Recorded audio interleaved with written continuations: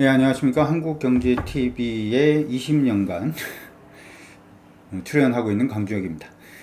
저번에 이제 누가 그걸 물어보더라고요. 너는 누구냐? 누군데 맨날 체육복 입고 나와가지고 뭔가 얘기를 하느냐? 이렇게 해서 소개를 한국경제TV 20년 차라고 이제 언급은 해드렸습니다. 자, 오늘 좀 말씀을 해드릴 부분은 시장안이 최근 들어서 자율주행 자동차에 대해서 굉장히 좀 뜨거운 그러한 모습들이 좀 나타나고 있죠. 자율주행 좋습니다. 저는 좀 기대를 하고 있는 게 운전이 좀 서툰 주변인이 있어서 일단 살아생전에 운전하지 않고서도 그렇죠. 내가 운전하지 않고서도 차가 갈 수 있는 그러한 부분을 한번 기대를 해봅니다. 지금 현대차에서 그런 얘기가 한번 나왔죠.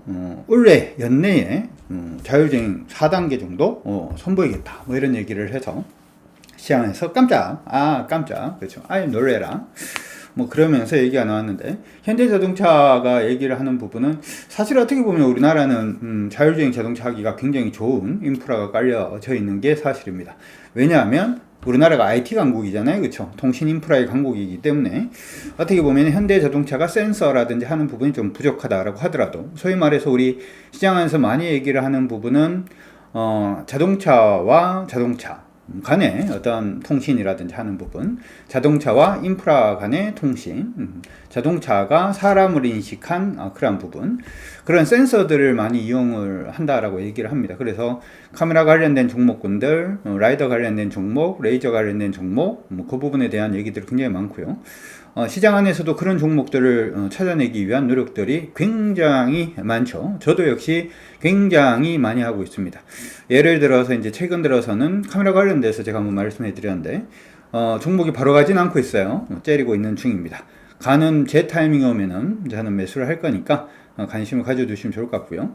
오늘은 그 얘기를 해드리려고 하는 게 아니라 이번에 현대차가 얘기했는 부분은 그런 자동차 어떤 센서 부분만 가지고 자율주행을 하는 것이 아니라 CITS, 소위 말해서 CITS와 연계된 자동차 부분에 대한 언급을 좀 많이 했어요.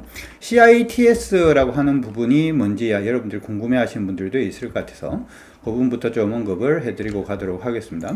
자, CITS라고 하면은 기존에 이제 ITS라고 하는 게 있어요. ITS, 교통 인프라라고 생각을 하시면 되는데, 여러분들 이거 아마 많이 보셨을 것 같아요. 지나가다 보면은 속도, 여기는 80km 도로입니다.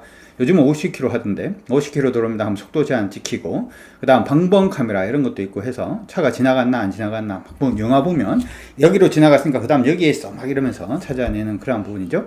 근데 차세대 ITS라고 하는 거는 뭐냐면 노변 기지국이라는 게 있습니다. 그래서 자동차하고 여기 있는 요 인프라하고 같이 이제 통신을 하는 거예요. 통신을 일단 하게 해서 이 통신 부분을 이용을 해가지고 자율주행이 가능한 그러한 부분을 얘기를 합니다.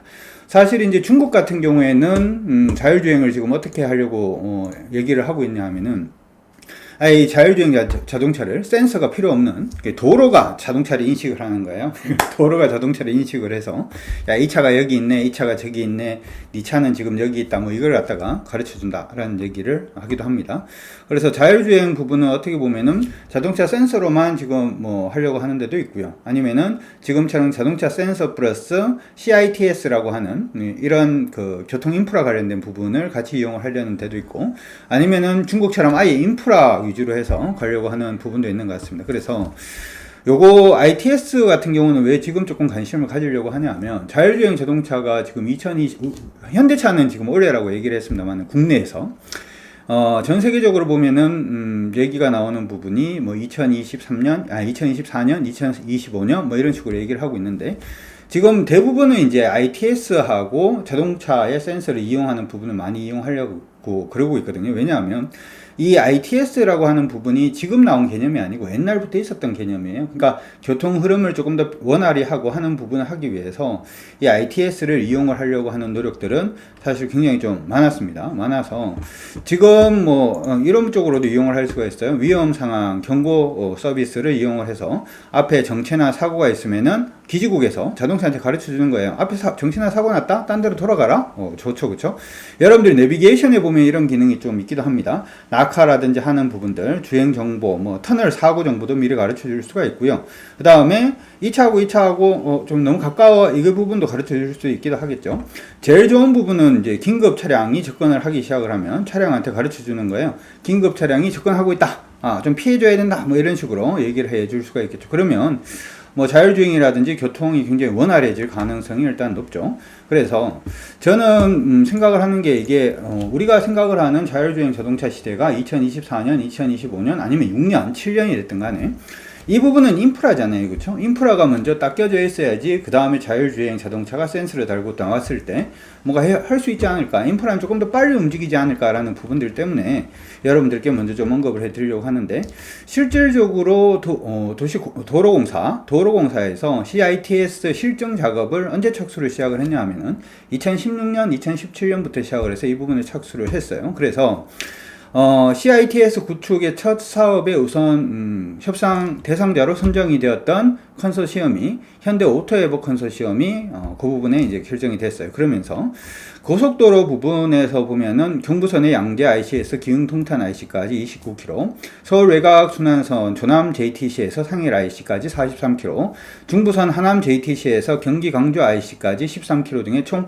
85km 구간의 CITS 인프라를 구축하겠다, 뭐 이런 얘기도 있었고, 최근 들어서는 세종시라든지 뭐 아니면은 새로운 신도시 있잖아요. 요즘 신도시 나오는 부분도 전부 다 CITS 부분은 다 구축이 될 가능성이 높습니다. 그렇기 때문에 여기 안에 들어가 있는 종목군들은 여러분들이 좀 체크를 먼저 좀 하시는 게 지금 필요하지 않을까 이렇게 생각이 들고요.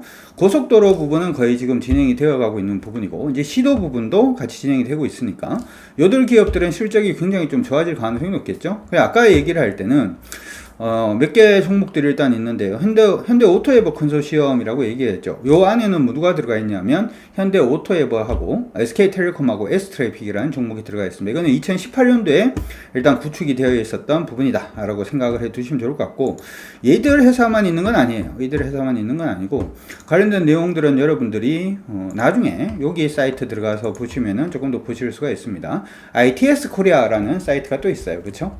이 사이트는 가르쳐 주는 거 아니라고 누가 얘기를 하던데 아무 생각 없이 그냥 가르쳐 드립니다.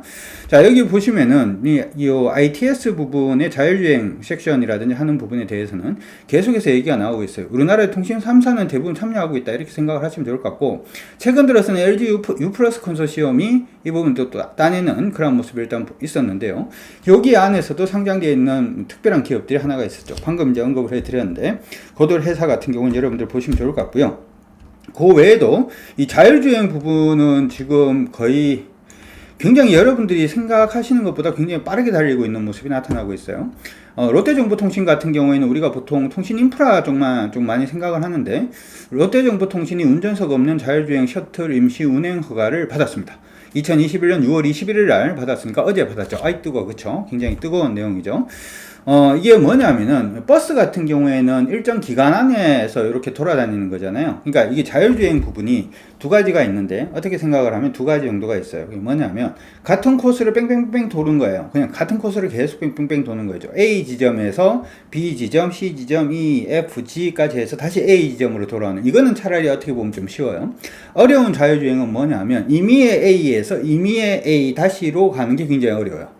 왜냐하면 거기 안에 도로 정보라든지 하는 부분이 좀 많이 없기 때문에.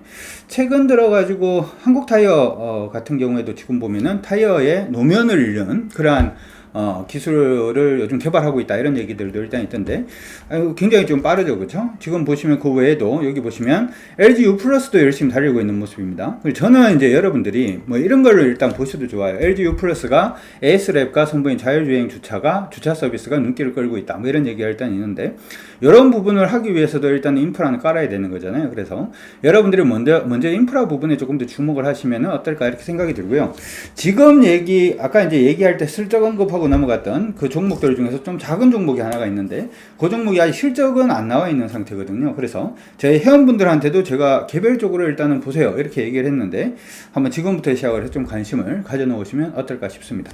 시장에 전부 다 주목을 하고 있는 부분보다 조금 더 큰 부분, 그렇죠? 당구장에서 당구 내기를 김씨하고 이씨하고 당구 내기를 치면 김씨가 돈을 버느냐 이씨가 돈을 버느냐? 아니죠. 당구장 주인이 돈을 법니다. 항상 그 마인드로 우리는 누구를 노린다? 김씨가 이긴다, 이씨가 이긴다 이런 식이 아니라 당구장 주인. 고스톱판에 가면은 누가 돈을 딴다? 고스톱을 잘 치는 타짜가 돈을 딴다? 아니면 안정적으로 돈을 빌려주는 사채업자가 돈을 딴다? 사채업자가 돈을 따죠. 돈 대주는 사람이. 항상 그러면 그 사채업자는 누구일까? 뭐 이런 식의 좀 사고방식을 한 단계 좀 한 단계 물러서서 좀 큰 폭을 보는 그러한 시각 자체를 여러분들이 가지시면 돈을 버는데 좀 도움이 되지 않을까 이렇게 생각을 해봅니다. 자, 오늘 일단 CITS 관련돼서 얘기를 좀 해드렸는데요. 관련 종목군들 한번 체크해 보시면 수익 나시는데 도움이 되지 않을까 싶습니다. 화이팅 하십시오.